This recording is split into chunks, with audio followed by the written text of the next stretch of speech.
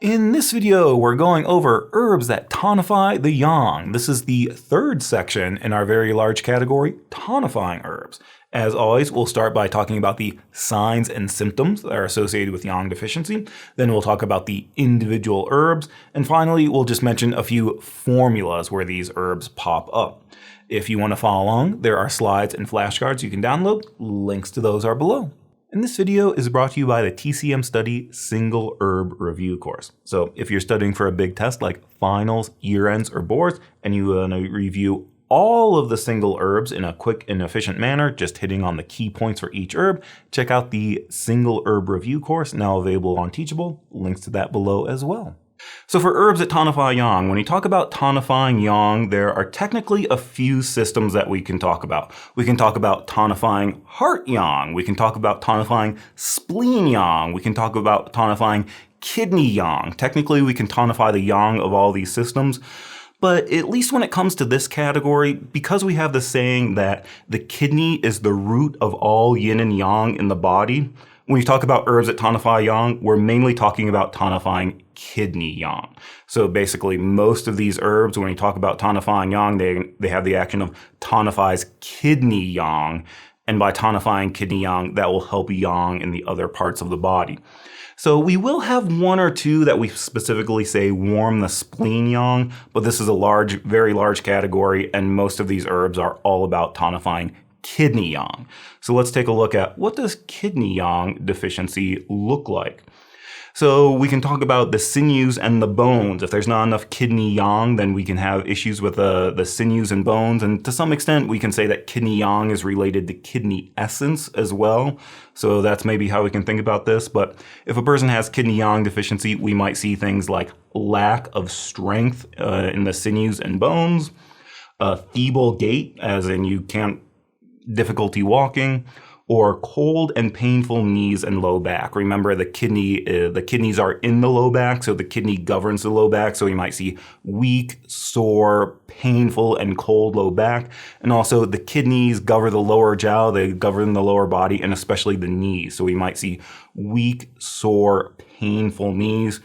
And you can think of some of this as just the process of aging, that as people get older, their kidney yang starts to wane and they start to have some of these issues of low back pain, sore joints, a weak and feeble gait. You can maybe connect that to issues of aging as well as the kidney yang starts to wane.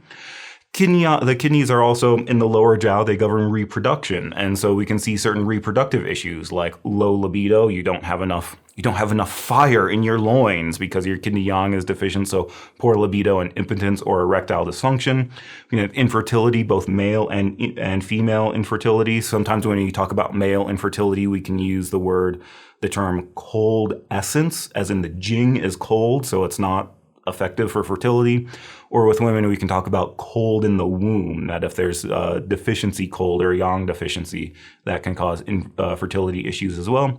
And then if there's not enough kidney yang, there can be issues about leakage as well. So when we say leakage of essence, we can mean things like seminal emission, premature ejaculation, spermatorrhea, and things like that. And we may have mentioned this before, but sometimes we relate this to the kidney chi as well. That sometimes we talk about kidney chi deficiency, that the kidney chi has an action of containment and holding things in. But basically, we can maybe say that kidney chi deficiency is basically kidney yang deficiency plus leakage. So that could be leakage of fluids or leakage of essence. And so that's what some of these herbs will be taking care of, is by tonifying kidney yang, we're taking care of some of those leakage conditions as well.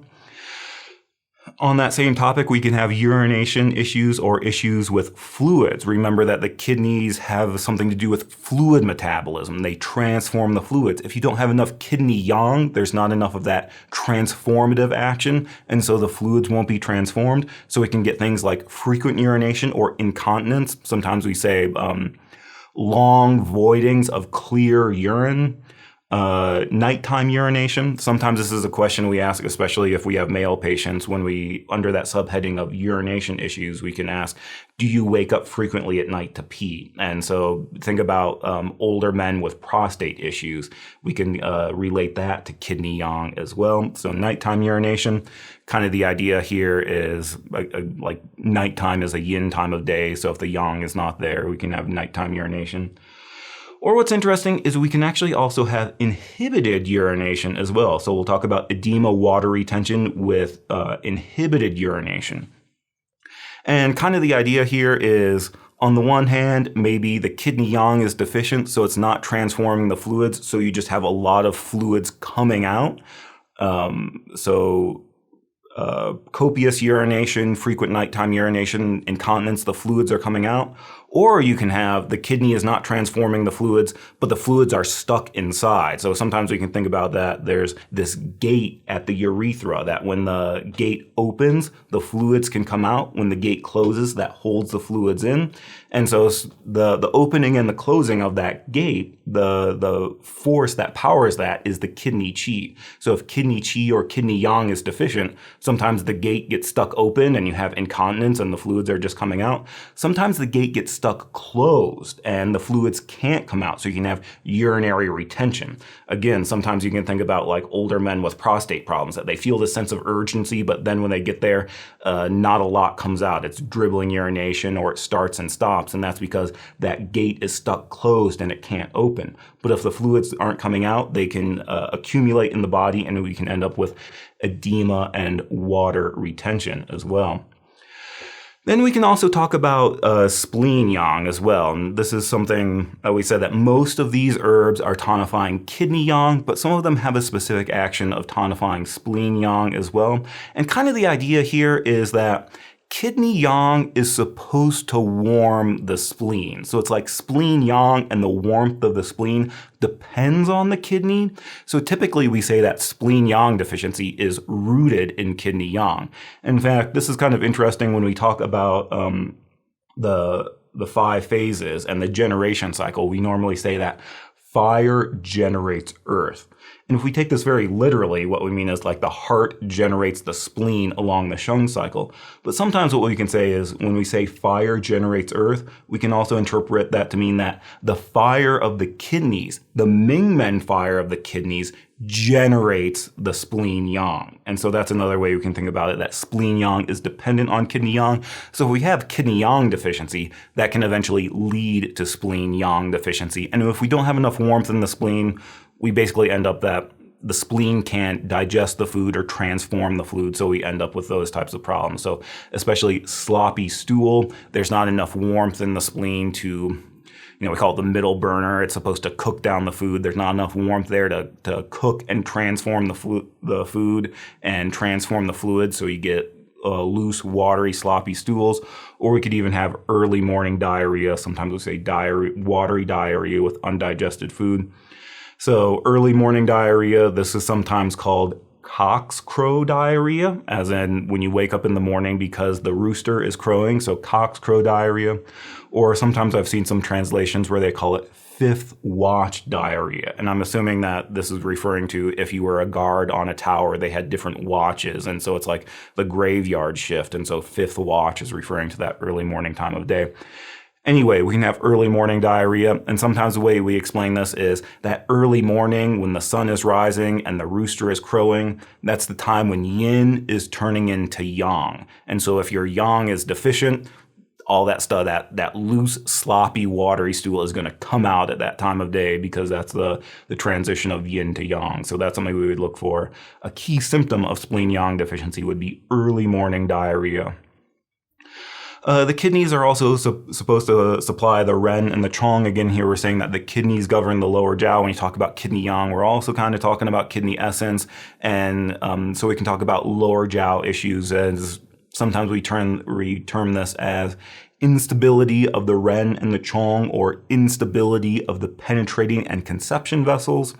And this is a way of explaining that we might have certain menstruation issues or lower jiao issues. So like flooding and spotting, so incessant bleeding. So during the period, you have profuse bleeding, a lot of blood, prolonged menses where it lasts for a long time. Normally, we expect the period to last 5 to 7 days. If it's going 8, 9, 10 days, we would call that prolonged menses, or spotting between periods. And so this we could also kind of talk about this under the category herbs that stop bleeding. We can say one of the causes of bleeding is deficiency cold. So we can say if there's yang deficiency, that's deficiency cold causing instability of the penetrating conception vessels, and we get bleeding like flooding and spotting. So profuse menses, prolonged menses.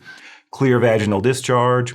And so again, sometimes you can think about this as leakage of essence as well. So we can put this under Ren and Chong, or we can talk about that as leakage of essence.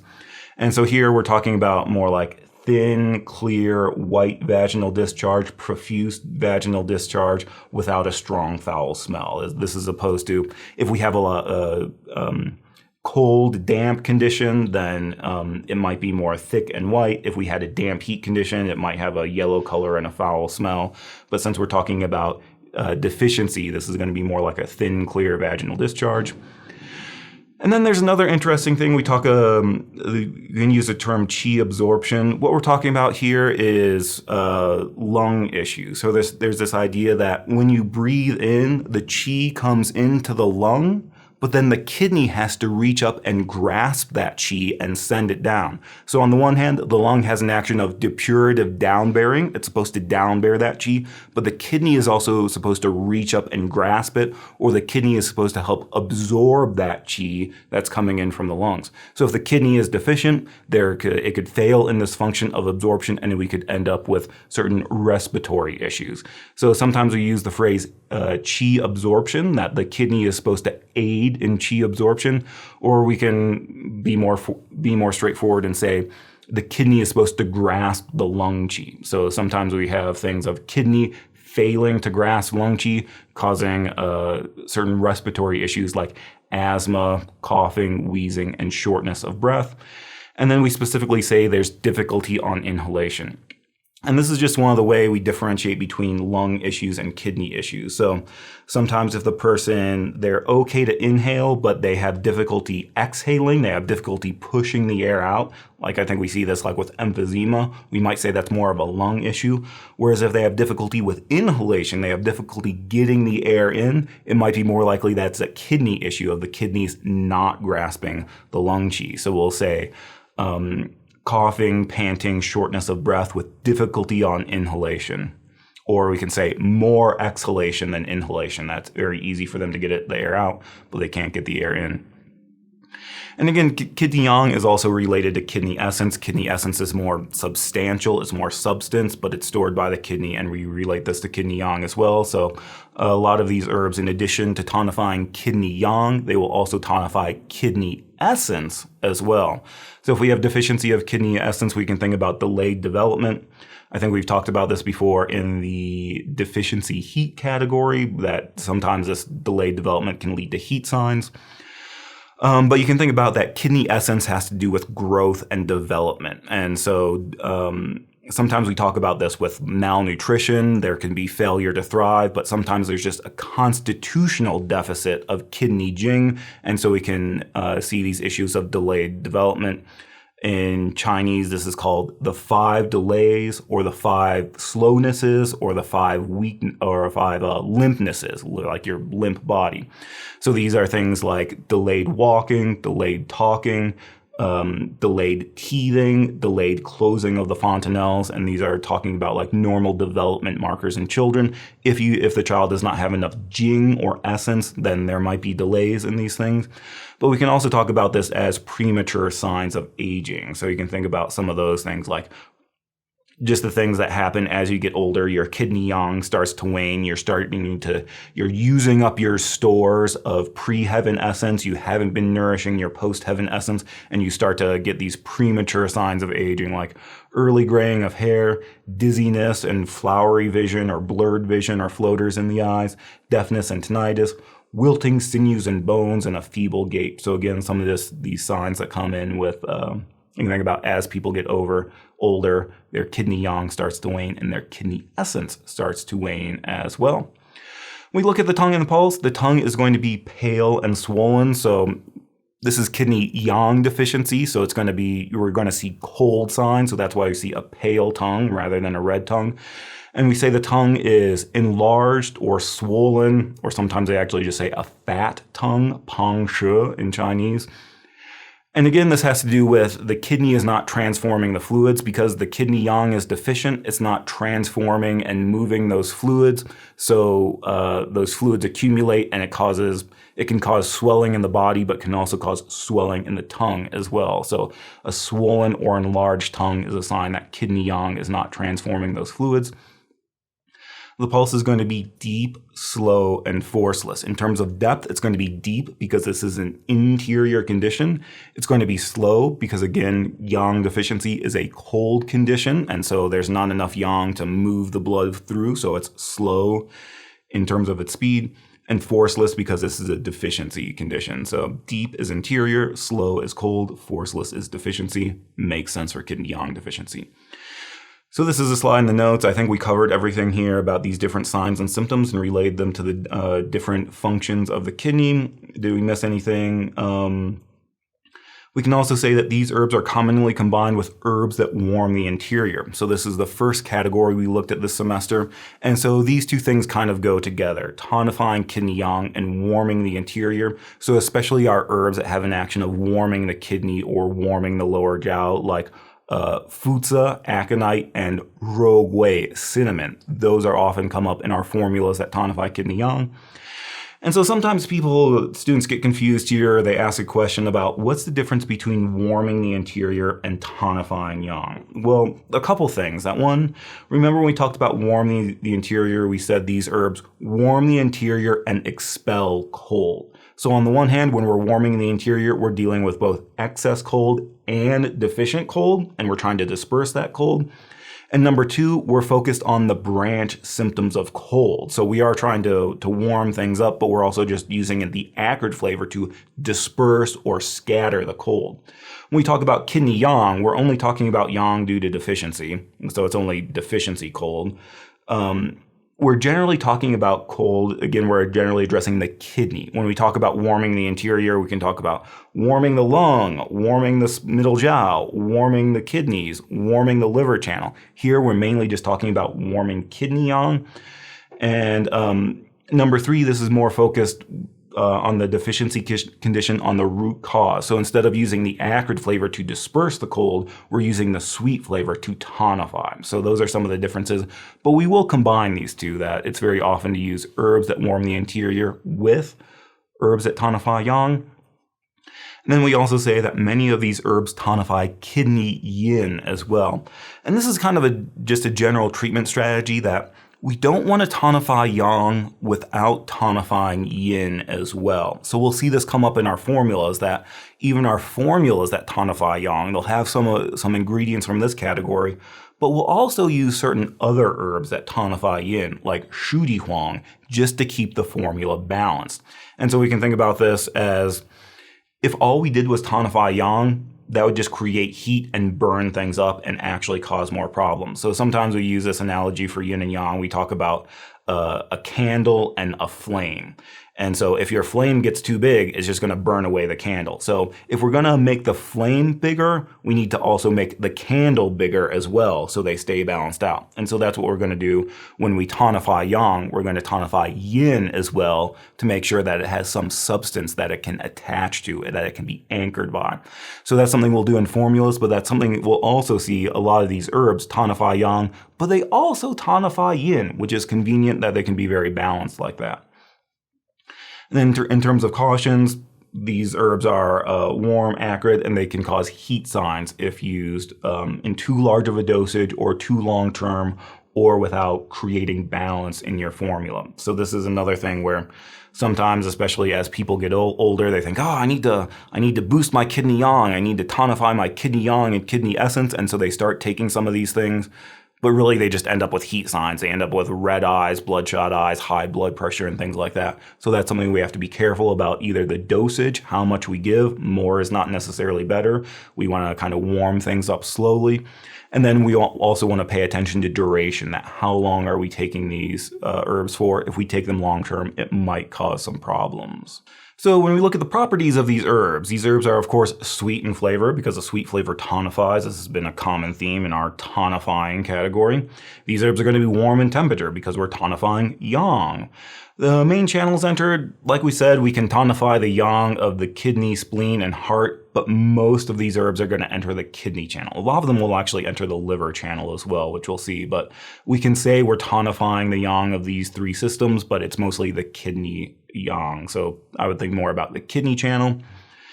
Precautions and contraindications, like we said, these herbs are warm and they can cause heat signs if we use them in too large of a dosage or if we use them long term. And also kind of what's implied here, hopefully this is obvious, but like if the patient has a heat condition, don't give them warm herbs. If a patient has yin deficiency with heat signs, don't give them warm herbs. So a lot of our cautions and contraindications for the individual herbs tend to be along those lines, but hopefully that's kind of obvious that if a person has heat signs, don't give them hot herbs. Hopefully you don't have to know that about every single herb.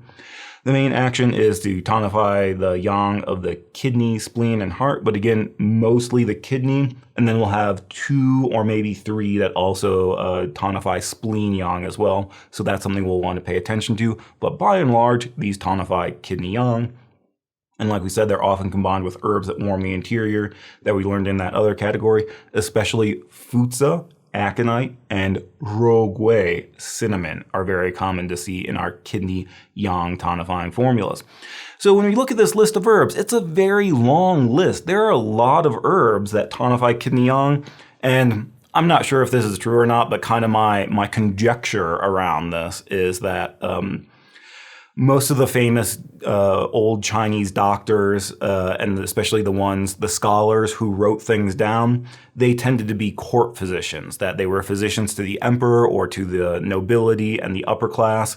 And so the types of patients they saw were very interested in tonifying kidney yang. That on the one hand, they wanted to make sure that they could produce an heir. And so it was very important for these men in the noble class. They're like, I want to make sure my dick still works. So it was very important for those court physicians to have remedies for tonifying kidney yang.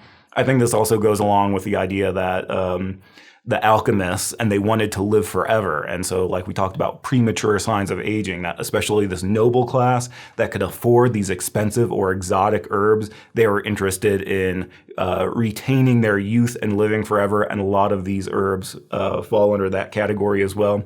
So I think it's just like a bunch of Chinese guys wanted to make sure their dicks were still working. And so that's why we just have all of these herbs that tonify kidney yang. This is a very well-researched category. So it turns out now we just have all of these herbs in this category. So it's a very large category. So hopefully when we go through these, we'll try to just touch on some key points for each one. I'm going to try not to go too in depth in these because it's a large category. It starts to look very similar. A lot of them have very similar properties. So one way we can break this down is this is a chart that I stole from Chen and Chen. Chen and Chen, Chinese Herbology and Pharmacology. And what I really like about this book is this is, I think, one of the best books for review because at the end of each chapter, they have a chart where they group together the herbs and talk about what are the similarities and what are the differences. So this is a chart that I kind of stole from Chen and Chen. And so here what they're doing is they're grouping this category based on its major function. And then in the category after that, we have the things that distinguish them or make them stand out. So we have some herbs that are tonifying kidney yang, mostly to take care of those respiratory issues for kidney not grasping qi. Then we have a group of herbs that are good for reproductive issues like infertility or impotence. And then we have a group of herbs that also tonify yin to strengthen tendon and bone. So we're talking about weak and sore low back, sore knees, a feeble gait. These herbs are good for strengthening tendon and bone. Then we have just a small group of 2 herbs that are good for Spleen Yang deficiency. So they're good for diarrhea due to Spleen Yang deficiency. And then we have a small group of herbs that's good for stopping leakage. So we can say secures kidney essence, and it's good for those things like seminal emission and vaginal discharge.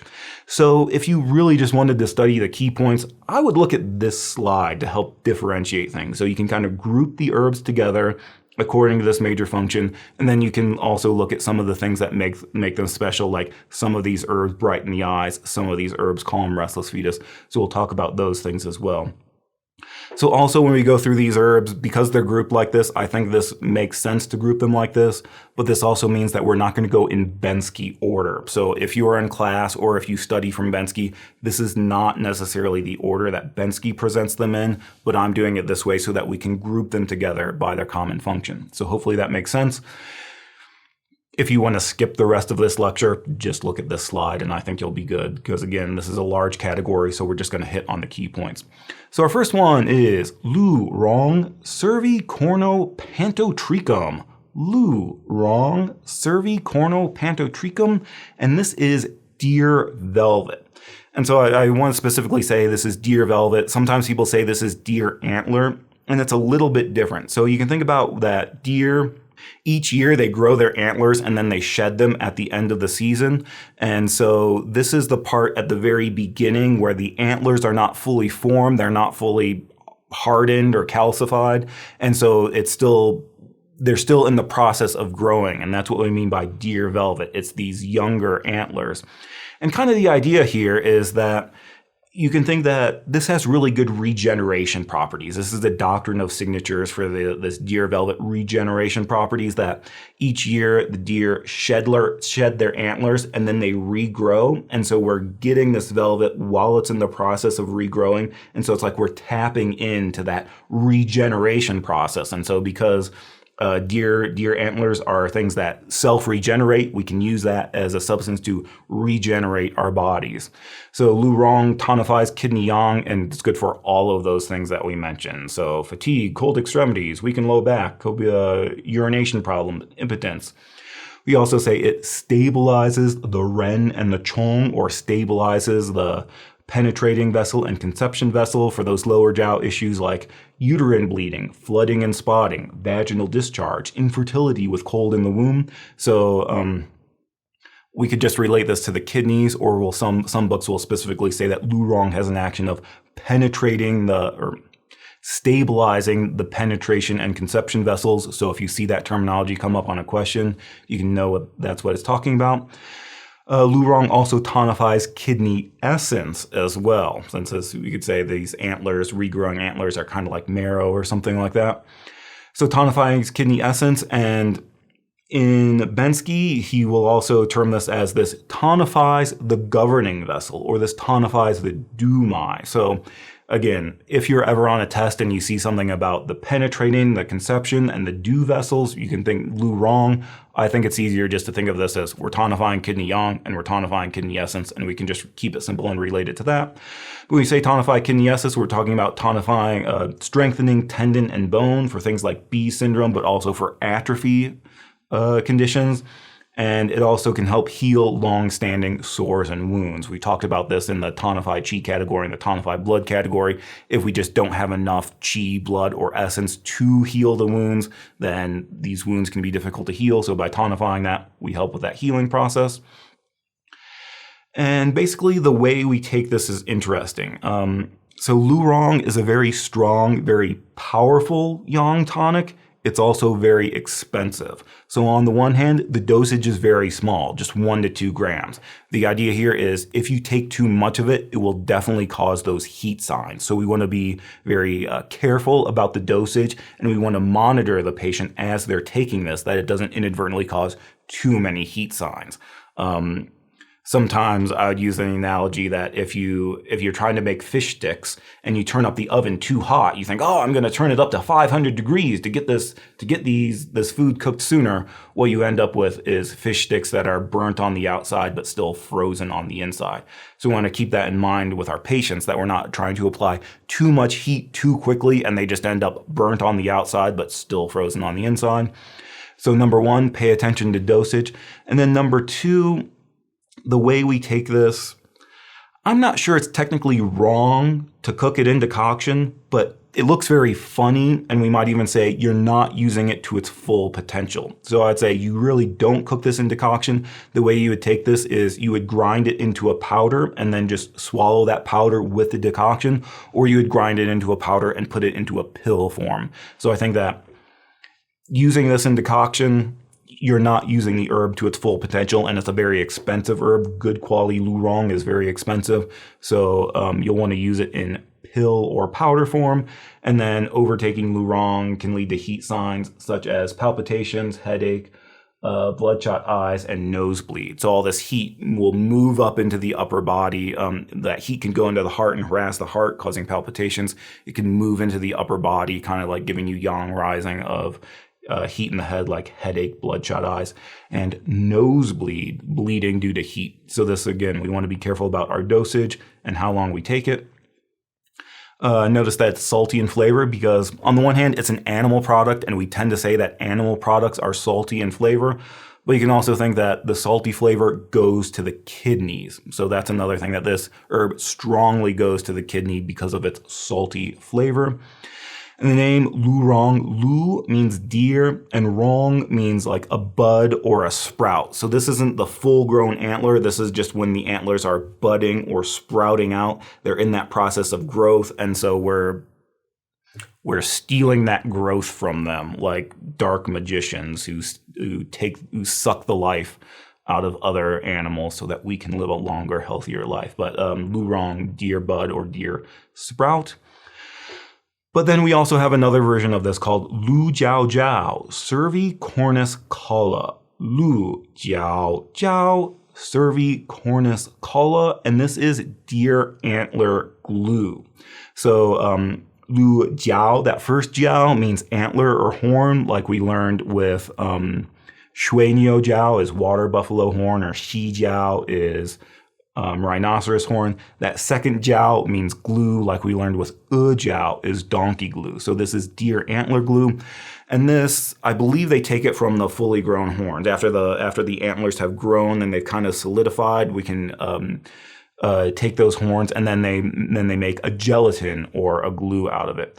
And so basically this is pretty much the same as Lurong, but it's not as strong. It has a weaker action because instead of being the buds or the sprouts, it's after the antlers have already hardened. And so we're not getting much of that growth and regeneration energy in it. So it's not as strong as Lurong. But it also has an action of stopping bleeding. So maybe you can think that this is similar to jiao, donkey glue. Sometimes I think about, like, if you get a cut, you can use glue to close the wound and stop the bleeding. Like if you get a small paper cut, sometimes people put super glue on there to stop the bleeding. You can think that donkey glue or deer antler glue also has an action of stopping bleeding. But basically, this is not as strong as Lurong, but it's also a lot cheaper than Lurong. So we'll see it used in some formulas just because it's kind of a cheaper and easier to take form. So again, the name means deer horn glue. Lu means deer. Jiao means horn or antler, which we've seen a couple times. And the second jiao means glue, like the same as jiao. We'll also see this pop up again with guiban jiao. We have turtle shell glue as well. So that's Lu Jiao Jiao, cheaper, less effective, also stops bleeding. After that, another animal one is Ge Jie, which is gecko.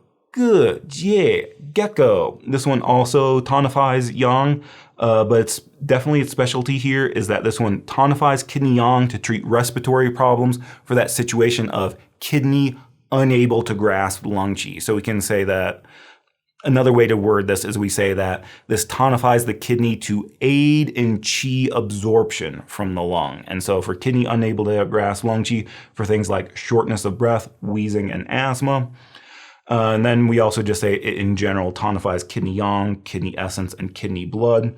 Not kidney blood. Tonifies kidney yang, kidney essence, and blood. For things like impotence, morning diarrhea, frequent urination, all those things we talked about, but also tonifying kidney jing and tonifying blood as well. Again, this is an animal part, so it's very it's much closer to the human body, and so it's very good at tonifying blood and essence as well. And kind of part of the idea here, again, is we're tapping into this regenerative aspect. You can think that geckos, maybe we should just say, the most valuable part of the gecko is the tail. And so you can think that geckos have this thing where if their tail breaks off, they can regrow a new one. And so again, the tail aspect has this regeneration property to it. And so that's what we're tapping into when we use gecko, especially gecko tail. And what we'll want to do here is, ideally, we want to use a pair of geckos, one male and one female. I think I've even seen sources that when they try to kill the geckos while they're having sex, while they're breeding, that you catch them in the act, and that gives you more of that regeneration thing. I'm not sure anybody does that in modern times, but it's still common that you want to use a pair, one male and one female. And then again, the way we take this is, I'm not sure there's anything necessarily wrong with cooking Gujier in decoction, but again, we might say that either it just looks funny, or I had a Chinese teacher who would say, you're not using it to its full potential, that we just can't extract those medicinal qualities by cooking it in water. It's better to soak it in alcohol and make a tincture, or grind it up and use it in pill form. So that's especially if we want to use a pair of geckos. You can take one male and one female and then stick it in a vat and soak it in alcohol, or take one male and one female and grind it into a powder and then evenly distribute it through your pills. So we do have, there are 2 or 3 different patent medicines, like Gujier Bu Shen Tong, Gujier Tonify the Kidneys pill, wan, not tong, Gujier Bu Shen Wan. And it's specifically for tonifying kidneys to treat these respiratory issues. So that's something you'll see in those patent medicines, or you'll just see in certain spring wines or tinctures where people want to maintain vitality and live forever. Gujier is a very common ingredient that you'll take some good quality ginseng, renshen, and some gecko and some other tonifying herbs, and then soak them in alcohol. And then you have a wine that you can just take a shot every day to maintain your health. So that's usually the way we would take it, is in alcohol. This one's also salty in flavor, again, because it's an animal part, but we can also think that the salty flavor goes to the kidney. And the entering channels are the kidney and the lung, because this is for kidney grasping lung qi. Next is Dong Chong Xia Cao, which is cordyceps. Dong Chong Xia Cao, cordyceps. And so this is actually a parasite that grows on a caterpillar.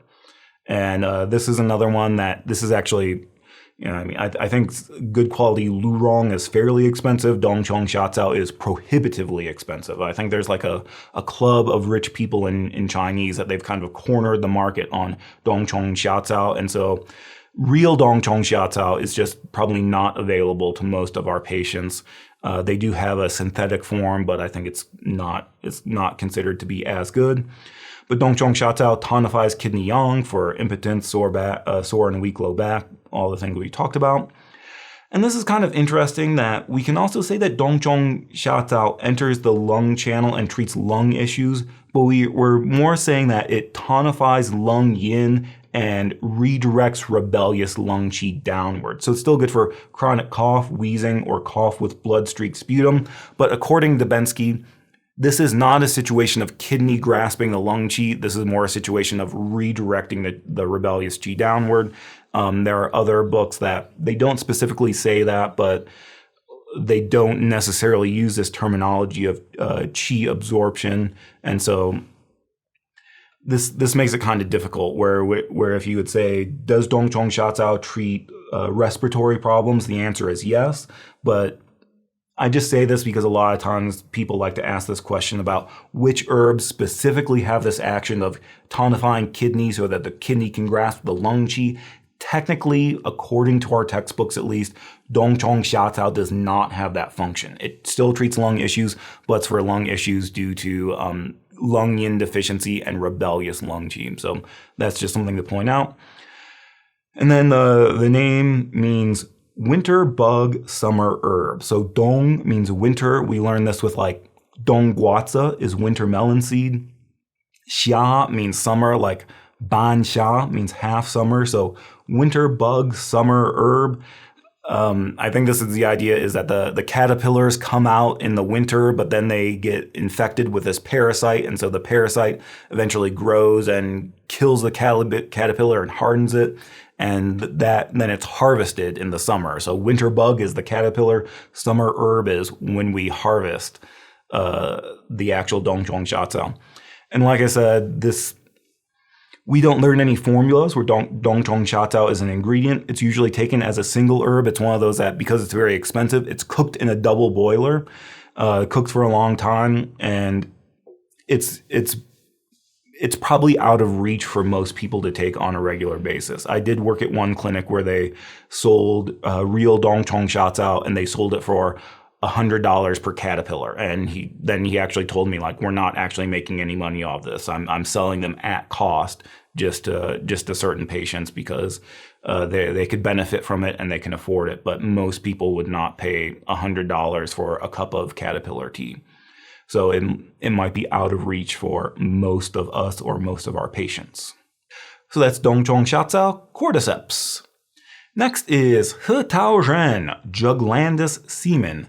He Tao Ren, Juglandus semen. This is walnut.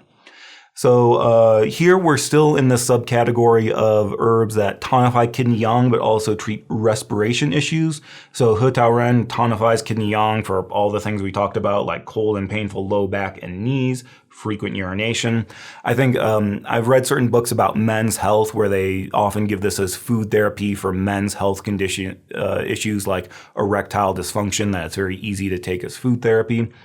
But then we can also say it warms the lung, and this one we do say it's for respiration issues due to kidney not grasping lung qi. So far we have two, Ge Jie and He Tao Ren are good for kidney unable to grasp lung qi.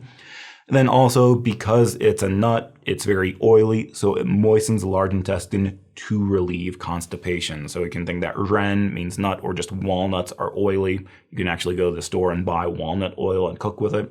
But because it's oily, it will lubricate the large intestine to relieve constipation due to dryness.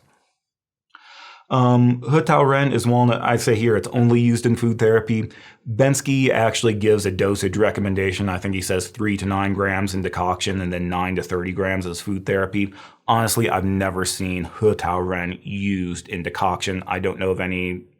We don't learn any formulas where this is used. I've never seen anybody actually cook this in decoction, but it is very common to give it as food therapy. Again, I've seen this for men's health. They just say eat 30 grams of walnut every day.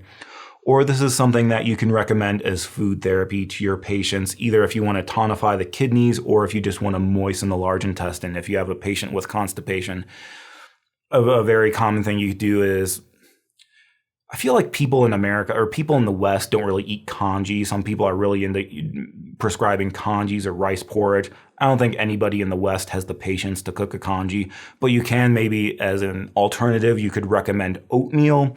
And so if you want to tonify things, maybe you can give a nice oatmeal where you can say, cook some oatmeal and then add in some walnut, and that will help lubricate the large intestine. You can say add in some honey, like we talked about in the Tonify Chi category.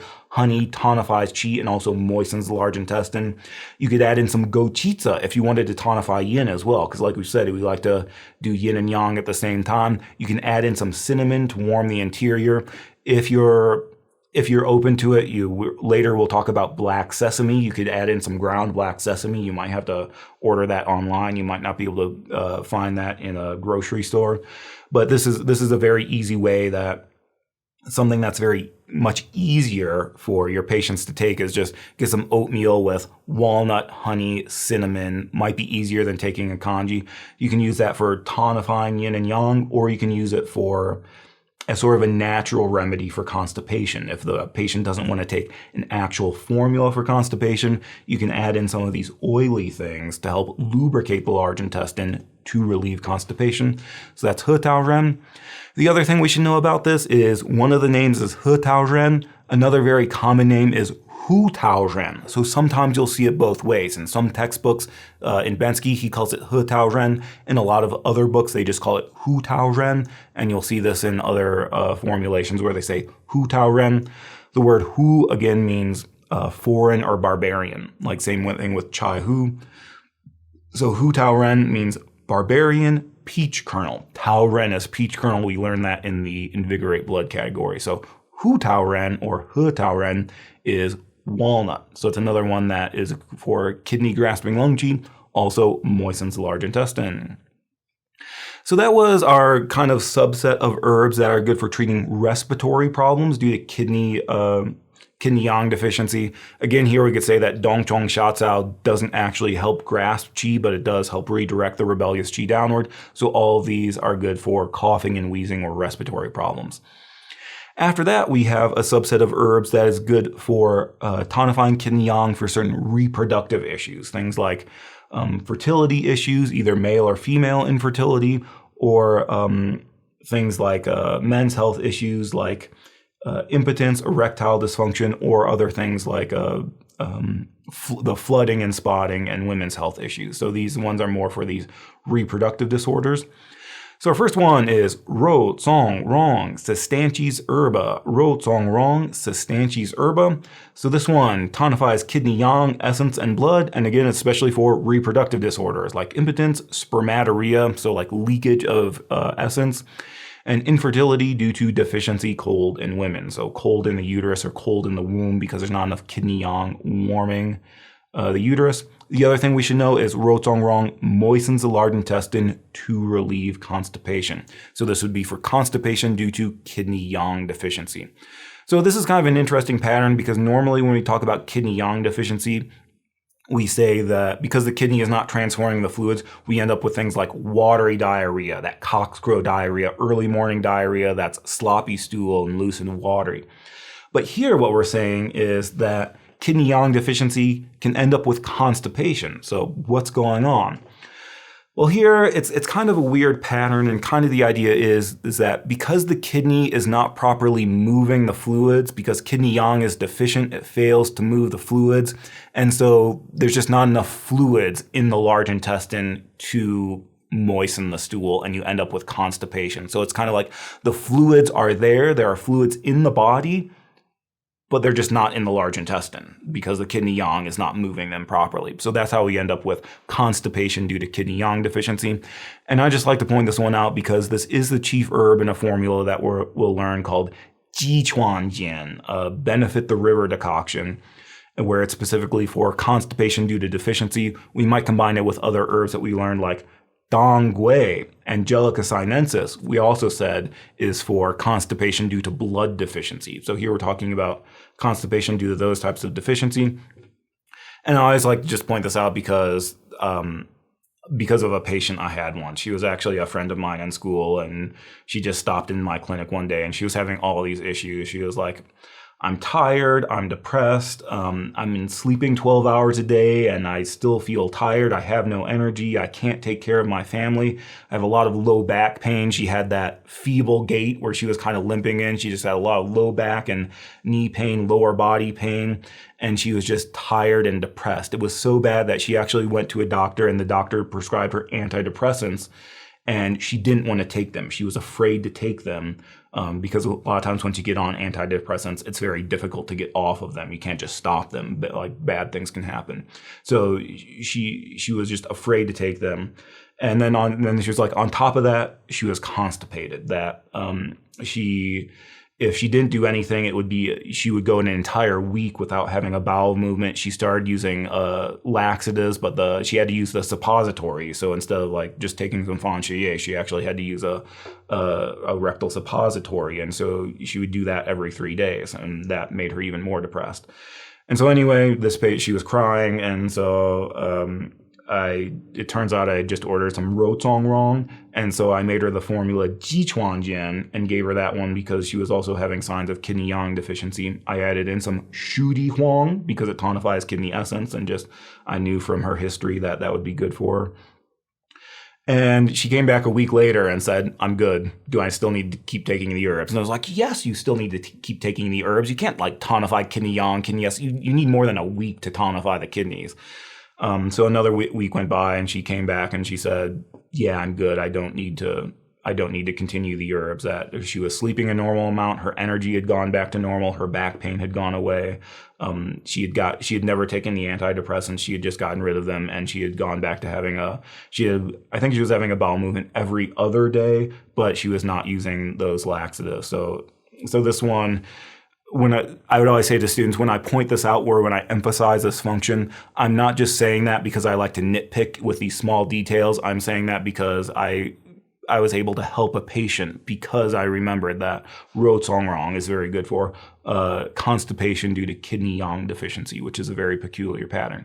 So anyway, that's what I would remember about Rong is it tonifies yang, especially for reproductive issues, but it also does have this action of moistening the large intestine to relieve constipation. When you look at it, it's one of those like sticky black roots, kind of like Shudi Huang. So you can think that because it's black in color, it's good for going to the kidneys. But I've also heard some people say that this herb sample, when they look at it, they're like, this looks like poop. It makes you poop. So that's Rong. It's the Stanchi's herba. After that is Swol Yang, Sinomori herba. Swol Yang. I'm not very good with tones. Sorry. Sinomori, I'm trying, but I'm not very good. Swol Yang, Sinomori herba. So this one tonifies kidney yang, especially for reproductive problems like impotence or fertility issues. And I would say that this is something that maybe the textbook doesn't emphasize, but something that my Chinese teacher emphasized is that when we talk about these reproductive issues, we are also talking about leakage conditions like seminal emission, miscarriage, incontinence, and issues of kidney leakage. And the reason for this is the name Swol Yang means locking yang. So it's like we're locking the yang in so it can't leak out. So this is something that I don't think this is emphasized in the textbooks, but you will see this show up in a lot of formula modifications. If you have issues of leakage, sometimes it's very common to use Swol Yang to help retain that leakage because the name means locking yang. This also tonifies liver and kidney yin to strengthen tendon and bone. This is a function we've seen before, but especially for atrophy disorder. And this is another one that moistens the large intestine to relieve constipation, especially for constipation due to qi or blood deficiency. So Swol Yang, again, the name means locking yang or yang lock. So you can think that it locks in the yang to prevent leakage. But I would say you should especially remember that this is for reproductive issues. We're in that subcategory. Next is Ba Ji Tian, Morindae officinalis radix. Ba Ji Tian, Morindae officinalis radix. So this one tonifies kidney yang for reproductive issues, things like impotence, infertility, premature ejaculation, frequent urination, irregular menses. But this also treats B syndrome. That we talked about that at the beginning of herbs too. We had that category of herbs that dispel wind dampness to treat B syndrome. There we said that there are a couple different ways that we can address B syndrome. We can just use the acrid flavor to push out the wind, cold, damp. We can unblock the channels, relax the sinews and unblock the channels, or we can tonify liver and kidney to strengthen tendon and bone. So this one is tonifying liver and kidney in to strengthen tendon and bone to treat B syndrome. So Ba Ji Tian, good for reproduction, good for B syndrome. Ba Ji Tian, it's only slightly warm. Ba Ji Tian, good for reproduction, good for B syndrome. Yin Yang Huo, Epimedia herba. Yin Yang Huo, Epimedia herba. This is horny goatweed. So this is something you may have seen in the West. If you're a guy, maybe you've been in a shady gas station bathroom, and on the wall they had a little vending machine where you could buy tablets of horny goatweed. This is a Chinese herb called Yin Yang Huo. Most people call it horny goatweed. I think it's funny. Bensky's translation is licentious goatwort. And so the term licentious means like promiscuous. So this is for your goats are promiscuous. I think kind of the story here is this was an herb that was like, it was just a leaf that was growing, and some shepherd had his goats or sheep around, and they started eating this leaf, and then they were much more promiscuous after eating this leaf. So that's something they observed with their flocks, and they figured, oh, we can try this with humans as well. So yin yang huo, because the name is horny goatweed, it's of course good for sexual issues like low libido or infertility. By warming kidney yang treats those reproductive issues, especially low libido, infertility. And this is kind of an interesting one that there are some sources that say that in order for it to have this function, you have to fry the leaves in mutton fat. I asked a couple of my Chinese teachers about this, and they had never heard of this, but there is something in Bensky where he says that he quotes some old text where a famous physician said that if you want to use it for this purpose of treating low libido or enhancing sexual function, you can't just take the raw herb. You have to fry it in mutton fat first. So I don't know, give that a try and let me know how it goes. This is also another one that dispels wind, cold, damp to treat bee syndrome, so it's all good, also good for bee syndrome.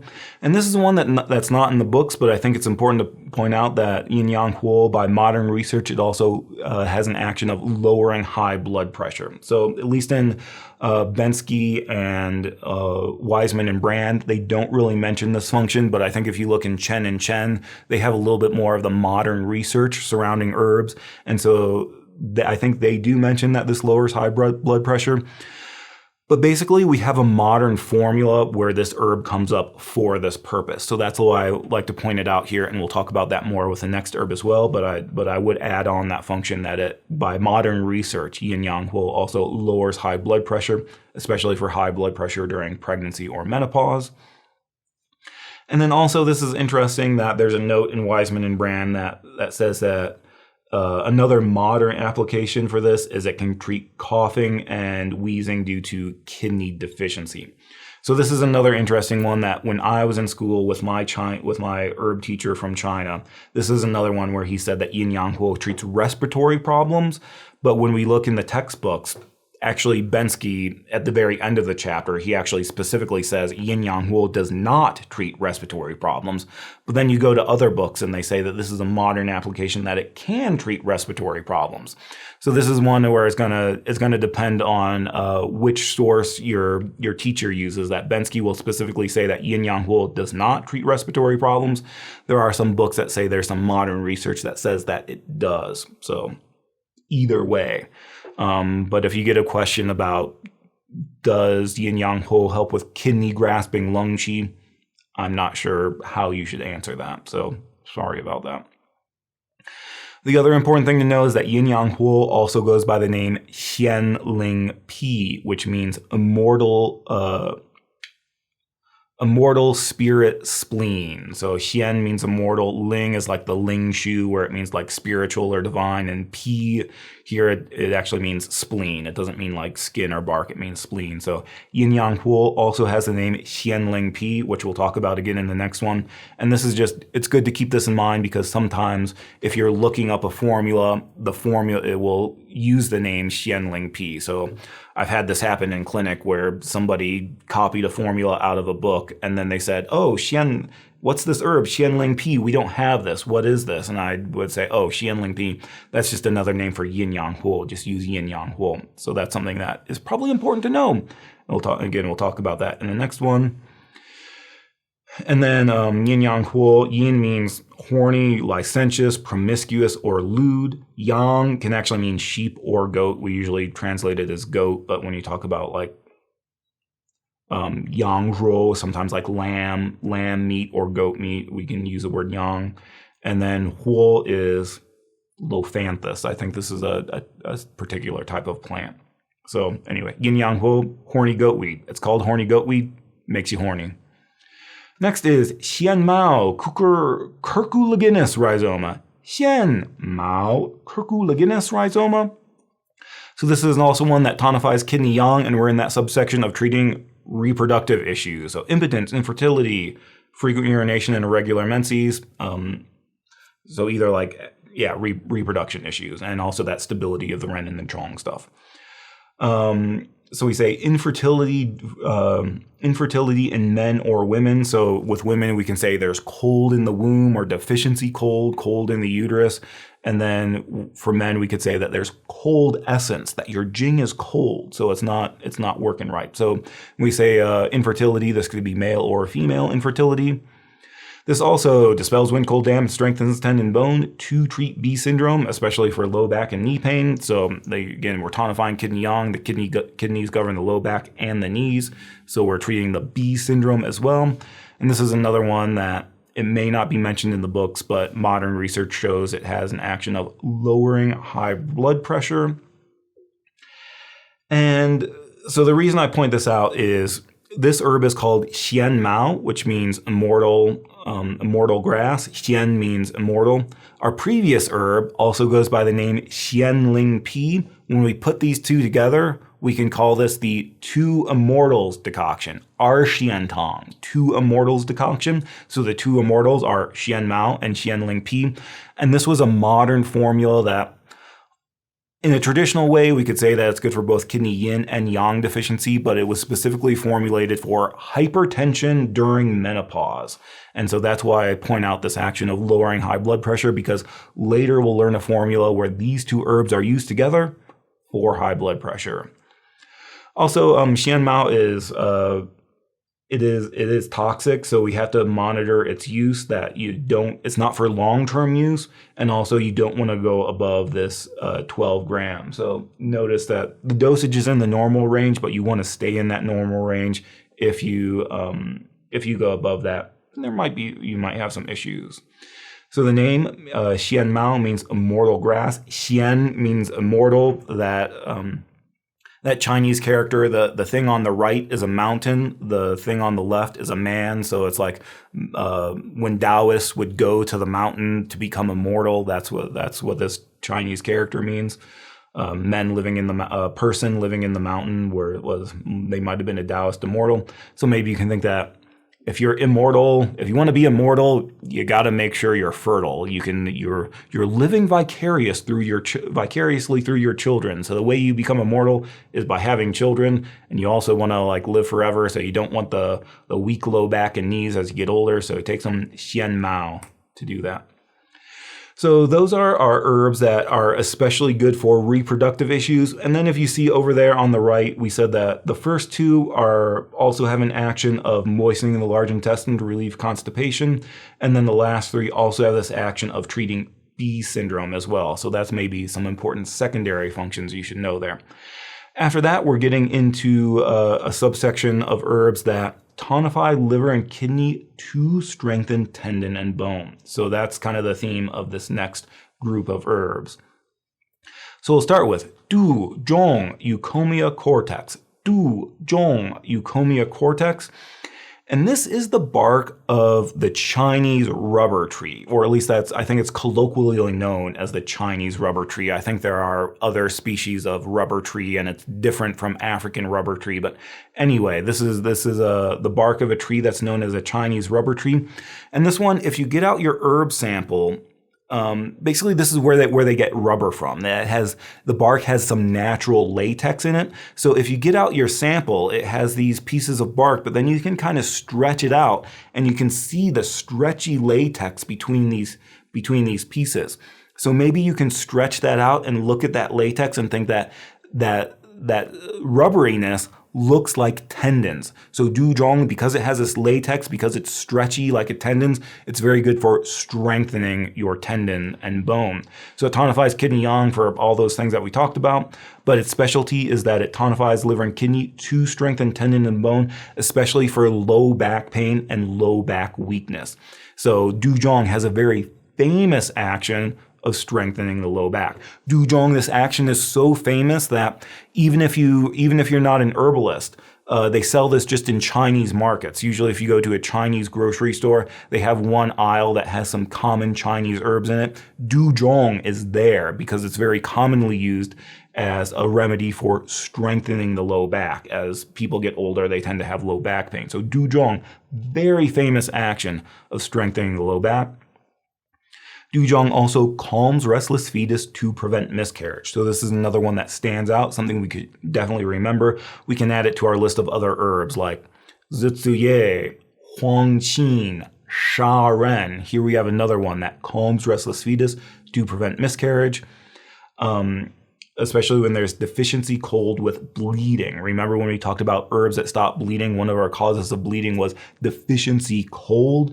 That if there's cold, especially cold in the spleen, then the spleen can't hold in the blood and you get bleeding.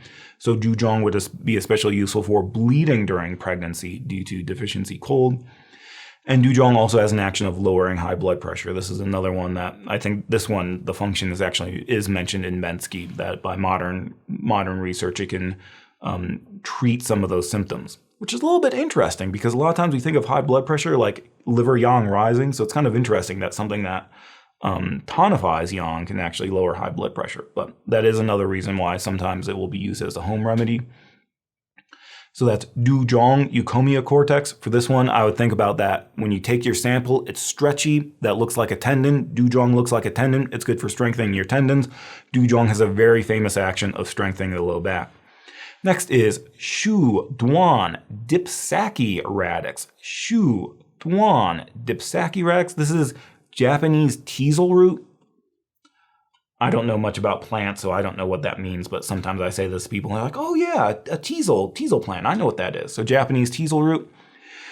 This one, we're in the section where it tonifies liver and kidney to strengthen tendon and bone. So for sore and painful low back, stiff joints, weak legs.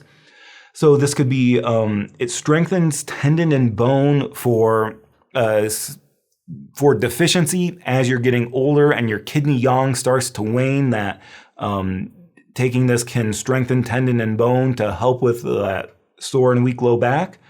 But it also strengthens tendon and bone for injury and trauma or for bone fracture. Then we go on to say that it invigorates blood, reduces swelling, alleviates pain, and reconnects sinews and bones for injury and trauma, for like bone fracture and issues with that. We can be taken internally in decoction or applied externally, like in a liniment, like in the ditdijao. So basically, my point here is that Shu Duan is good for strengthening tendon and bone. This could be it strengthens tendon and bone for soreness and weakness due to deficiency, or it strengthens tendon and bone in cases of injury and trauma. It does both. It's good for tendon and bone. And then this is another one that calms restless fetus for bleeding during pregnancy, restless fetus, and threatened miscarriage. So far we have two in a row. Duzhong and Shu Duan both calm restless fetus to prevent miscarriage. And the name here is reconnect the broken. So if you remember that Shu Duan, the name means reconnect the broken. It's good for broken bones and injury and trauma, but also strengthens tendon and bone for cases of deficiency. After that is Gu Sui Bu Drinarii rhizoma. Gu Sui Bu Drinarii rhizoma. And so this is another one that tonifies the kidney to strengthen bone. For weak low back and knees. It also treats other symptoms like diarrhea, other yang deficiency. And then we specifically say it's good for loose teeth, which is kind of interesting. But you can think that the teeth are the bones, so the teeth still go to the kidney. So we actually do have a formula that's when you have kidney deficiency, you can have bleeding gums and loose teeth. It doesn't use this herb, but it's a jade woman decoction. And so Bensky does make a note that this directs floating yang back downward, so we can think that we have tinnitus and loose teeth. There's too much yang going upward, so this redirects back downward. But I would think about Gu Sui Bu strengthening tendon and bone. And again, we say it invigorates blood and joins tendon and bone, so this could be for bone issues due to deficiency or for tendon and bone issues due to injury and trauma. It does both. So either you got old and now your tendons and bones don't work, or you got hit by a truck and now your tendons don't work. Then we also say it stimulates hair growth. This is something in there that some books say this, that you can use it topically to help stimulate hair growth, and some books also say it's used topically for vitiligo. This is one of those things where sometimes I get people say like, oh, do you have any herbs that can treat baldness? And I'm just kind of like, well, you've seen bald Chinese people, right? I mean, if we really had herbs that could reliably cure baldness, one, I would be a lot richer than I am, but also like you just wouldn't see bald Chinese people. So we say that it stimulates hair growth. I'm not sure it works very effectively. Same thing with vitiligo. We have a few herbs that say it can be used topically to treat this, but I've had people say that it doesn't have a very reliable action, so maybe it will work and maybe it won't. But Gu Sui Bu, the name actually means bone fracture mender. So that's what I'd concentrate on, is this strengthens the bones, reconnects tendon and bone.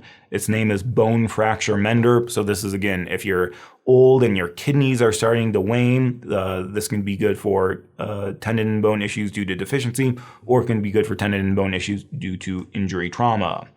Similar, Goji, Chibati rhizome. It's probably not pronounced Chibati, but I'm thinking of ciabatta bread. Goji Chibati rhizoma. Anyway, this is another one that strengthens tendon and bone for weak low back and legs. It also expels wind, cool, damp to treat B syndrome, and can also warm kidney yang to stop leakage. So incontinence, vaginal discharge, and spermatorrhea. But this one, the name means dog spine. So Goji will make your spine as strong as a dog's. So maybe that's a way you can remember it. So basically, these last few that we've learned all have names that have something to do with healing tendon and bone. So hopefully that's a way you can remember it. That Shu Duan is reconnect the broken. It's good for tendon and bone.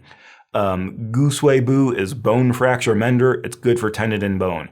Goji is dog spine. It makes your spine as strong as a dog's. It's good for tendon and bone. And a lot of them, this can be tendon and bone issues just due to deficiency as your kidney yang is waning, or it can be good for tendon and bone due to injury and trauma. So that's how I would remember this group of herbs. After that, we have Huluba, Trigonelli semen. Huluba, Trigonelli semen, and this is fenugreek seed. So maybe this looks familiar to you. Fenugreek is something I see it used a lot in Indian cooking. I'm not sure if it's used in other cuisines as well, but I especially use it in Indian cooking. Remember, the character Hu means foreign or barbarian. And so Huluba tonifies kidney yang and disperses cold. And if I were to remember one thing about this, I would remember hernia pain or Shan disorder. So again, we learned other herbs like this in the warm the interior category. Herbs like Wu Yao, it was in the regulate qi category. Wu Ju Yu and Xiao Hui Xiang, some of these herbs that warm the liver channel to treat Shan disorder or hernia pain. So for Huluba, it tonifies yang and warms the interior. I'm not sure this is a very commonly used herb, but if you remember one thing about Huluba, I would remember Shan disorder or hernia pain. So that's our kind of subcategory of herbs that tonify kidney yang, but also strengthen tendon and bone. And so just remember that a lot of these can be used for strengthening tendon and bone due to deficiency or due to injury and trauma. And then remember that we had some of them that also calm restless fetus as well. So that's something to pay attention to. And then we had Huluba, which is especially good for hernia pain.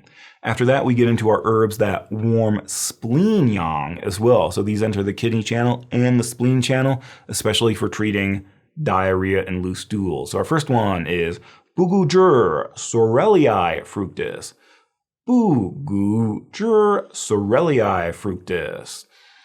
And so this one, like we said, it tonifies both kidney yang and spleen yang. And like we said before, the spleen yang depends on kidney yang. So usually we talk about spleen yang as being a consequence of kidney yang deficiency. So this one, it's warming the kidney yang, but also warming spleen yang. So it tonifies kidney yang for cold and painful low back and knees, those things we talked about. Specialty here is that it warms spleen yang, especially for early morning diarrhea, cockscrow diarrhea, fifth watch diarrhea, or watery diarrhea due to yang deficiency. You can maybe think here that on the one hand, because there's spleen yang deficiency, the spleen is not transforming the food, so we end up with loose stools. But it's also true that the kidney yang is deficient. It's not transforming the fluids, so those fluids are coming out the back as well. So that's why you have watery diarrhea. Tonifies kidney essence, frequent urination, incontinence, premature ejaculation. And this is another one that helps kidney grasp lung qi for shortness of breath, wheezing, and asthma. So if we total it up, we have Ge Jie, He Tao Ren, and Bu Gu Zhi are now our herbs that tonify kidney yang to grasp lung qi. And so that's Bu Gu Zhi. If I were to remember one thing about this, I would definitely remember that this is one that warms the spleen yang as well. It enters the spleen channel to treat this watery diarrhea. We're in this subsection of tonifying spleen yang, and we do have formulas specifically for this purpose, where Bu Gu Zhi is a chief herb. Next is Yi Zhi Ren Alpinii oxyphili fructus. Yi Zhi Ren Alpinii oxyphili fructus. And you can see this is another one that enters both the kidney and the spleen channels. So it tonifies kidney yang for all those things we talked about. Frequent copious urination, incontinence, spermatorrhea, or leakage of essence. So it does warm the kidney yang, but it also warms the spleen yang. Again, for diarrhea, but also for vomiting, nausea. And this is a really interesting one, excessive saliva. So to me, this is it's a kind of a funny indication that this is good for excessive saliva or drooling. And so we could talk about that as a spleen deficiency, that the drool is a fluid that's leaking out due to spleen yang deficiency. So if you ever see something about excessive saliva or drooling, I'm pretty sure Yi Zhi Ren is the only herb that specifically has this function. So it's kind of a funny thing that stands out. Might be something you want to remember for a test. And so kind of related to this is the name. The name Yi Zhi Ren means benefit intelligency.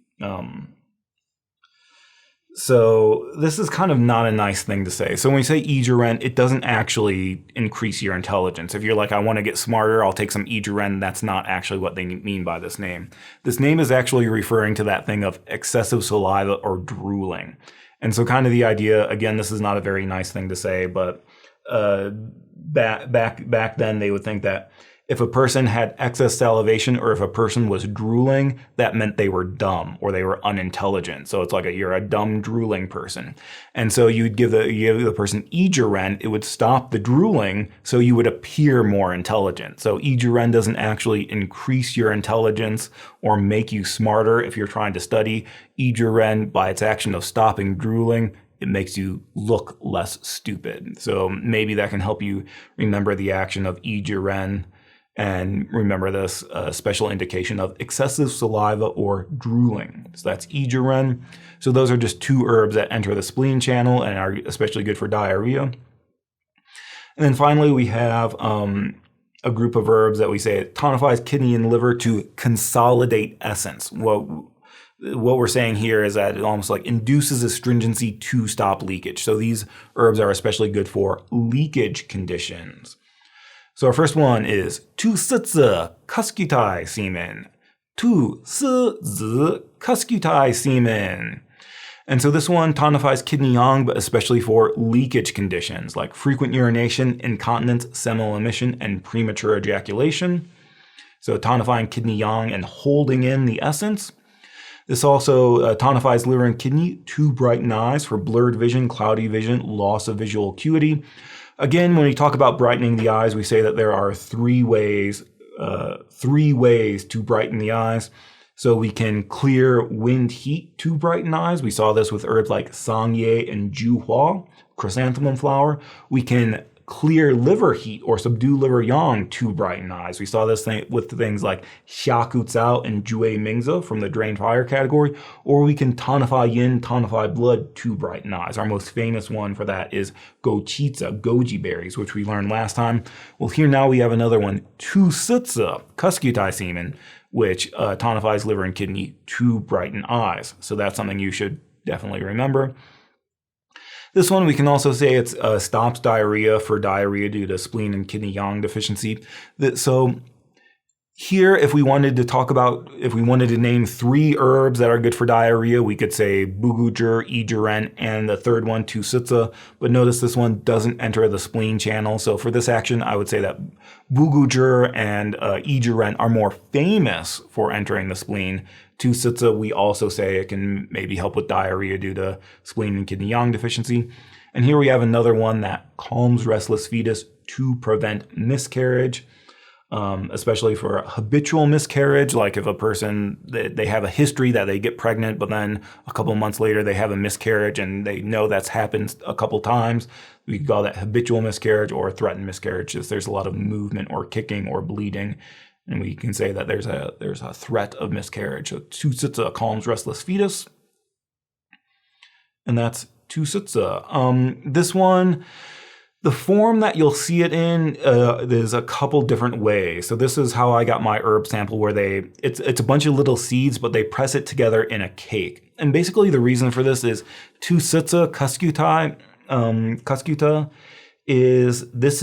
it can grow into a vine, which is both invasive and parasitic. So basically, like, we worry about that if you were carrying this around and you drop the seeds, those seeds could grow, they could spread invasively, and they could actually kill the local plant life.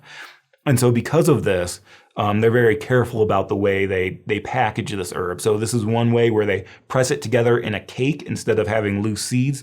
I've also seen this, they give this to you in a tea bag that's already been dosed out to 9 grams, and you just put it in this tea bag. That way your seeds won't get loose. And I'm thinking about that episode of The Simpsons where Bart takes a frog to Australia and it proliferates and kills the local wildlife. You don't want that to happen with your Tusitsa. Or another way I've seen this is they just grind it into a powder. And so they don't do that because you would ever take this as a powder or stir it in to dissolve as a powder. They're doing that because they don't want the seeds to germinate. So you might see Tusitsa, depending on your supplier, it might come in a different way, come in different forms, but this is one of the ways where they'll press it into a cake. There's a name for that, and I don't remember the name for it, but you might see it a couple different ways. After that is Sha Yuanzi, Astragali complanati semen. Sha Yuanzi, Astragali complanati semen.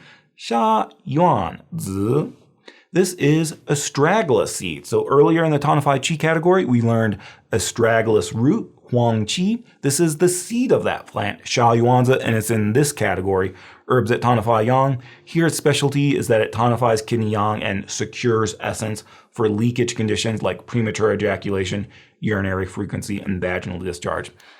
So this one, at least when I was in school, this was not on the syllabus. That's why I don't have a picture for it.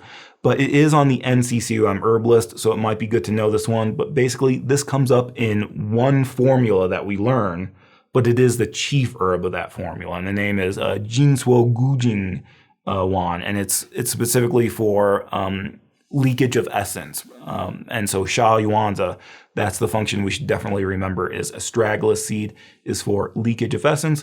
And then it also has an action of brightening eyes or blurred vision or diminished visual acuity due to liver deficiency. So here we have another one, like we learned with Tusitsa, they both brighten the eyes. So that's Sha Yuanzi, astragalus seed. So our last one is Zihe hominis placenta. Zihe hominis placenta. This is human placenta.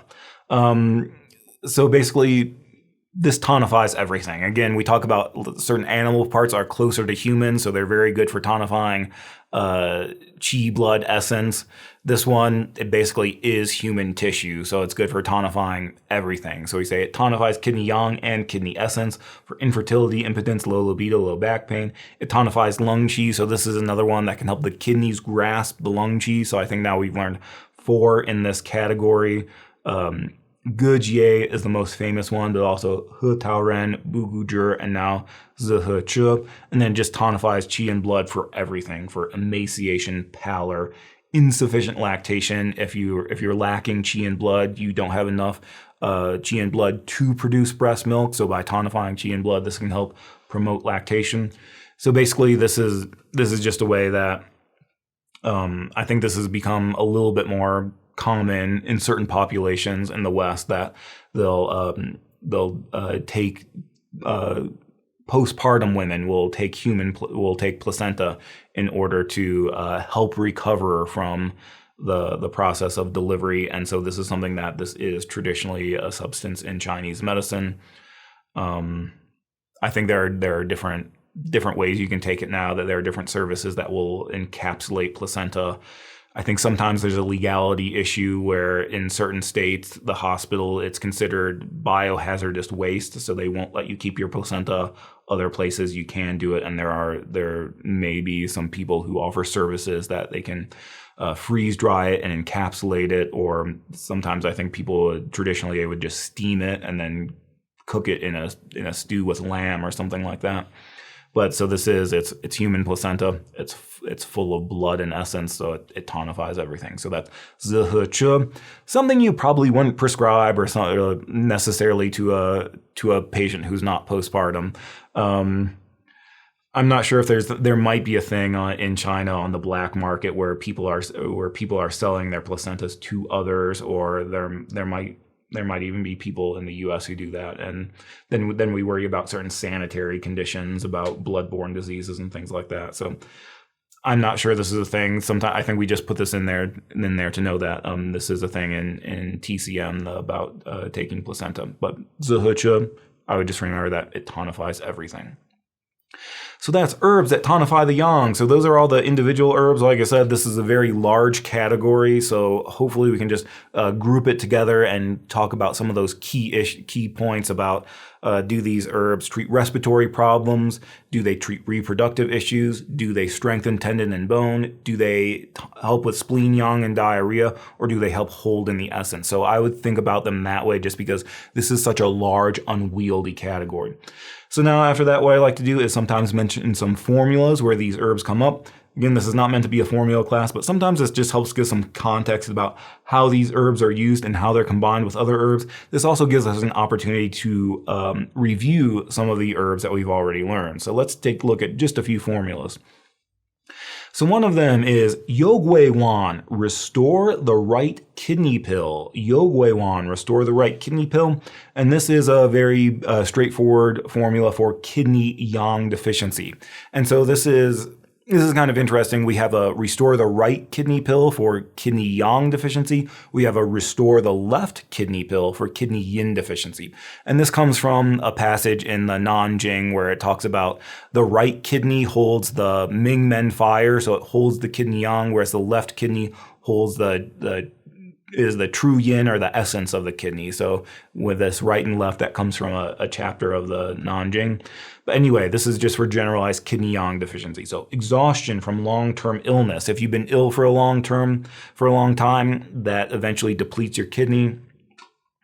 I want to say there's a Chinese saying about this. I can't remember the Chinese, but it's like Juo Bing something shen, like long-standing illness eventually affects the kidney, because again, the kidney is the root of all yin and yang. So any kind of illness you have, regardless of which part of the body it's attacking, if it's there long enough, it will eventually affect the kidney, just because the kidney is the root of all yin and yang. So exhaustion from long-term illness, aversion to cold in the extremities. Again, this is yang deficiency, so you feel signs of coldness.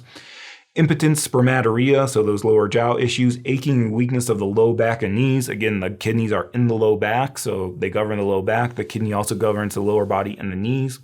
Fertility issues, loose stools, possibly with undigested food, so that early morning or fifth watch diarrhea, or sloppy stools with undigested food. Incontinence, another type of edema of leakage, and then edema in the lower extremities. The kidney is supposed to transform the fluids, so if the kidney yang is deficient, the kidney will fail to transform the fluids and it will get edema, especially edema in the lower body, because the kidney governs the lower jiao. So this is the thing, if we have edema in the face and upper body, we could say that's a lung issue. If we have edema around the middle, we sometimes call that drum distension. We could say that's edema due to middle jiao deficiency. If we have edema in the lower body, we tend to blame that on the kidneys. So anyway, Yogui Wan is a basic formula for kidney yang deficiency. And you can see here we start out with Fuzi and Rogui. Those are the herbs that we learned from the warm the interior category. So Fuzi is aconite, Rogui is cinnamon bark. And so these, in warming the interior, these were especially useful for warming the kidney. And so here we see it show up in the formula for kidney yang deficiency with signs of coldness. So that's something, it's very common for these two herbs to show up. Then you can see that we have some herbs from the category we learned here. So we have Lu Jiao Jiao, the deer antler gelatin. And this is another one because it's a gelatin, you melt it in at the end. You don't cook it with decoction. Tusutsa was our cuscutai seed, and dujong is another one that we learned here. It's especially good for strengthening the back. This is the one that looks like rubber. So we have those warming herbs that warm the interior. We combine it with herbs that tonify kidney yang. Notice we also have shanyao in here. Dioscorea rhizome, or shanyao, is mountain yam, or Chinese yam. So remember shanyao, it has this action of tonifying middle jiao qi, but remember it also had an action of securing kidney essence. So when we're dealing with these leakage things like spermatorrhea or incontinence, shanyao not only helps the spleen, it also enters a kidney channel and is good for leakage. So remember that was one of our actions of shanyao in the tonify qi category. And then we have other herbs, Shudi Huang and Gochitsa. We put these in the category herbs that tonify blood, but remember, both of these have a good action of tonifying yin as well. So Shudi Huang, prepared Romania root, tonifies blood, but also tonifies yin. Gochitsa also has an action of tonifying yin. Some books put it in the yin category. And just the idea here is, like we said, we don't want to just tonify yang. Whenever we tonify yang, we want to make sure that we tonify yin as well. Otherwise, it's like this fire is burning out of control. There's no substance to anchor it down. That if we just tonify yang, we'll end up with heat signs. So here, this is an example in a formula that this is all for tonifying yang, but we do add in some herbs that tonify yin as well because we need to take care of both at the same time. So here's an example of that idea in action with Yogweiwan, restore the right kidney pill. But again, here we see some of our kidney yang tonifying herbs as well. Arshian Tong, this is one I was talking about, the two immortal decoction. Arshian Tong, two immortal decoction. And so the traditional way we can say this is for kidney yin and yang deficiency with fire flaring up. That's kind of the traditional way we think of it. But really, this was a formula that was developed in the 1950s where they were trying to combine traditional ideas with modern research. And so really they were developing this formula specifically for symptoms of menopause, especially hypertension during menopause. So they wanted a formula that could treat this. So hypertension, menstrual irregularities, hot flashes, sweating, nervousness, fatigue. So again, a lot of these symptoms of menopause are kind of like kidney yin deficiency with heat flaring up, or it's very common that we have both kidney yin and yang deficiency at the same time. So you can see our two ingredients here are xian mao and yin yang huo. These are the two immortals. So xian mao was immortal grass. Yin yang huo, horny goatweed, also goes by the name xianling pi, immortal spirit spleen. So that's why we have the two there. You can see here we also have ba ji tian from this category. And then over there, notice that we also have Huang Bai and Juramu. So Huang Bai we learned in the damp heat category. Juramu Anamorena we learned in the drain fire category. And if you remember what these two herbs have in common is that besides clearing excess heat, they also clear deficiency heat as well. So Huang Bai plus Juramu is a very important Dui Yao for clearing deficiency heat. So when we have that deficiency with fire flaring up, it's the Huang Bai and the Juramu that are help clearing that deficiency heat. So that's a good thing to remember, especially if you have a test like ERENs or boards coming up. It's probably good to know that Huang Bai and Juramu as a pair are good for clearing deficiency heat. And here's an example of it being used in a formula. Si Shen Wan is for miracle pill. Si Shen Wan for miracle pill. And this one is specifically for cockscrow diarrhea or early morning diarrhea. So we say diarrhea that occurs daily just before sunrise, lack of interest in food and inability to digest what's eaten because you have this kidney and spleen yang deficiency. Because you're not transforming the food, you just don't want to eat more. And then sore back with cold limbs, a sign of kidney yang deficiency. Fatigue and lethargy, again, kidney yang deficiency. When you look at the tongue, it's pale with a thin white coat because of yang deficiency, makes the tongue pale. The pulse is slow, submerged, or deep and forceless. So it's slow, deep, and weak because of yang deficiency. So here, so basically the point here is this is cockscrow diarrhea due to spleen yang deficiency. Our chief herb here is bugujur, Sorelii semen. So that's why I definitely remember that bugujur is good for diarrhea due to spleen yang deficiency because it's a chief herb and an important formula we'll learn. Sishenwan, 4 miracle pill, bugujur, spleen yang deficiency, diarrhea. Next we have Jin Suo Gujingwan, metal lock pill to stabilize essence. Jin Suo Gujingwan. So Jin means metal, like when we talk about the 5 phases, wood, fire, earth, metal, water. Jin means metal. Suo again means lock, like we said with Suo Yang means locking yang. Well, here it's coming up, metal lock pill to stabilize essence. And then also just don't get confused here. Sometimes when people see the word Jin metal, they think of the lung. This formula is not actually for the lung. It's just that the lock is so strong that it's made of metal or made of gold. But anyway, this formula it stabilizes kidney and binds up semen, or it secures kidney essence to stop leakage. So for chronic spermatorrhea, but then also impotence, fatigue, weakness, sore and weak load, all these other signs of kidney yang deficiency. Anyway, this is a formula that's specifically for leakage of essence or spermatorrhea, nocturnal emission, things like that. I once had a patient like that where he was still relatively young. I want to say he was in his late 20s, but he said he did have this problem where he would have wet dreams once per week. And it's sort of a thing where some amount of nocturnal emission might be considered normal when you're going through puberty, but at this age, it seemed a little bit unusual, and especially because of the frequency, it was a little bit unusual, and it was something that to him it was annoying, and he was very embarrassed about it. So he wanted something to do for it. So we gave him this formula, Jin Suo Gu Jingwan, and within a week it cleared up. He said, "Oh yeah, this stopped," and it never came back. Anyway, the chief herb here is Sha Yuanzi, the astragalus semen, the seed of Huang Qi. And so this is the one formula where you learn it. So for Sha Yuanzi, I would definitely remember stopping leakage and holding in essence. These other ones are herbs that we'll learn later in the semester that also have an action of stabilize and bind or inducing astringency to stop leakage. But Sha Yuanzi is here in the kidney yang tonifying category. So those are just a few formulas that can maybe help us understand some of these herbs, because again, this is a long category. So here we do have this summary of all the herbs. If you want, you can go through these, but really I would look at this chart for reviewing herbs at Tonify Kidney Yang. It's just such a long category. So I would use this chart that that was inspired by the chart in the end of the chapter from Chen and Chen's Chinese Herbology and Pharmacology.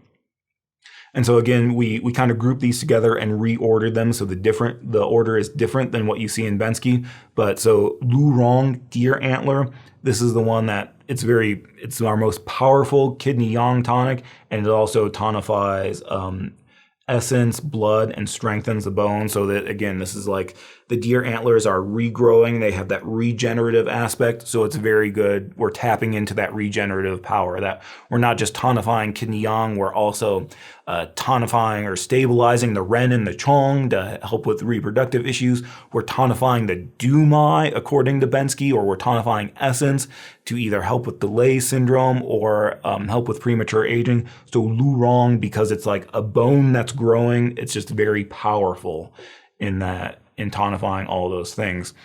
Then we have some herbs that tonify that are good for respiratory issues like coughing and wheezing.